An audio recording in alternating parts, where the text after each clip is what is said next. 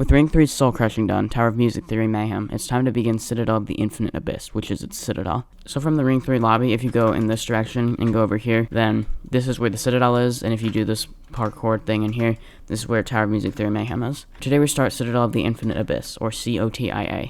And yes, it's important that this T is not capitalized, because you don't capitalize the word D in the title, do you? Now, the difficulty I'm aiming this to be is going to be mid-insane, and let me explain why. And first of all, this says that to go to the Citadel, you need to go to that Obby ID. This one, 655503116 #20. The reason COTIA is going to be mid-insane is because the next Citadel for Ring 4 is going to be around intense difficulty. So they kind of average out to around the difficulty I want the Citadels to kind of be, which is like remorseless or so. Also, in Citadel of the Infinite Abyss, not a lot of the storyline for SMTOH is going to be revealed, but there will be a lot in the Ring 4 Citadel. So both of those factors average out between the Rings 3 and 4 Citadel. So perhaps you noticed this in the previous video, 20 more Obby Creator update ideas. I was actually building the first 2 floors as like the background gameplay. I was originally going to use just some of the footage from the final Tower of Music Theory Mayhem video, but like I was working on this and I was like, I may as well record it, so here we are. Speaking of here we are, this is how it starts. Okay, so currently there's a lobby, it's like temporary, I'll build an actual one later. So we have our floor select. So you start right there. And this whole first 2 floors is no jump and slower walk speed. Player says, here we are at the 3rd of 8 Citadels.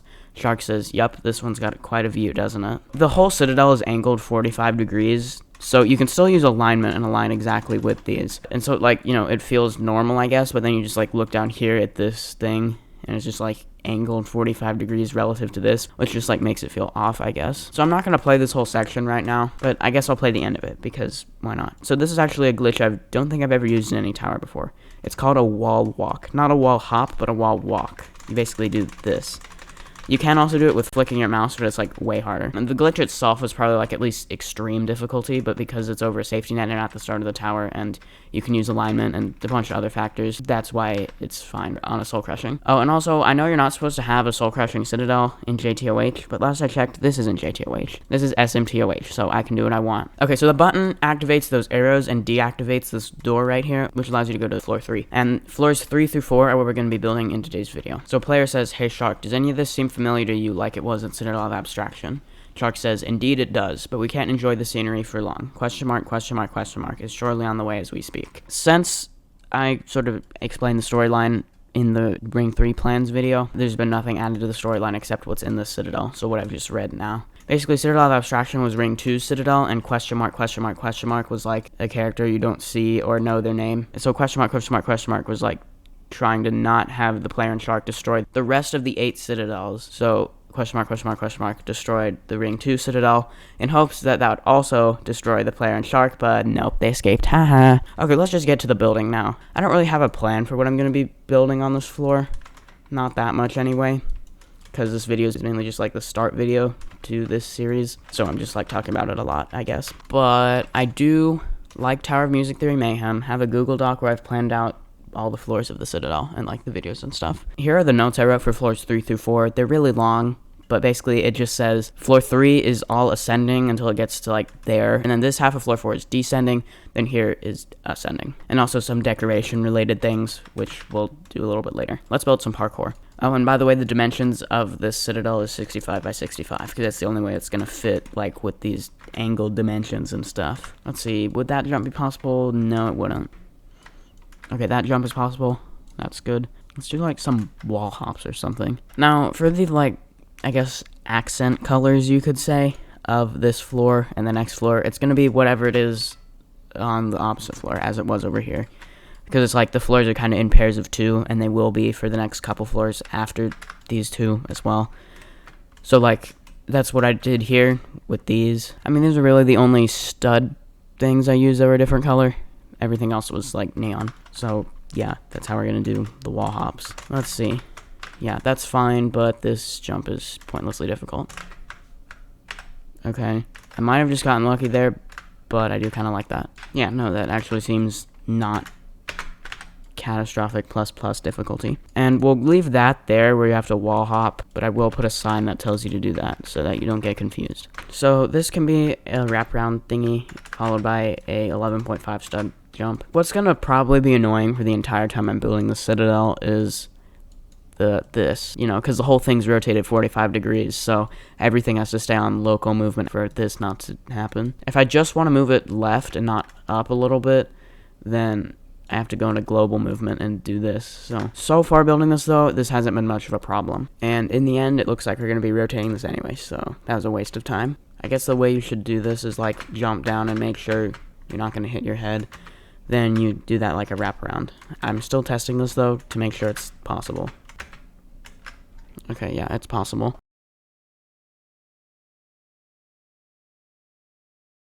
The next thing I want to do is, like, underneath this window in the infinite abyss.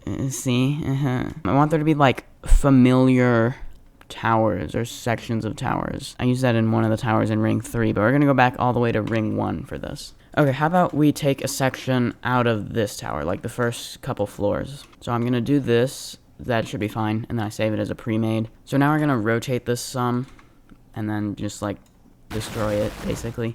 Here are some big brain terms. So I made some modifications to the section of the tower, including making it smaller so we could have a forced perspective effect. That way it would look like it's farther away than it actually is because it's smaller. Although it's not perfect because of the parallax effect, which is that it's like not appearing to move as slow as it would actually if it were that distance away.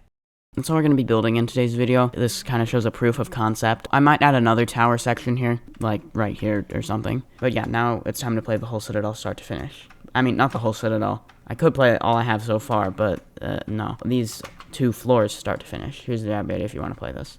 Anyway, it starts with those few jumps, and yeah, it was the best commentary I've ever made on any tower ever. Okay, but anyway, one other thing I want to mention is that, like Tower of Music Theory Mayhem, having planned all the videos and stuff, in addition to the floors, like, you know, what floors I'll build in what videos, the total videos this series will have is going to be 9. And so that would be 8 building videos, which includes this one, and then the 9th one shows the whole thing start to finish. Okay, that, I guess this needs a nerf. There, that's a lot better. So then you have these moving part beat block things. So just jump back and forth as it moves across this section. Okay, and then this, you gotta do that. Then like go around the edge, and then there's that tightrope wraparound. It's easier than it looks. Alright, that takes us here where it says here's a heal part if you need it. Make sure you press a purple button, not a pressure plate, at some point on the section before you dance clip to go down, unless you want to get soft locked.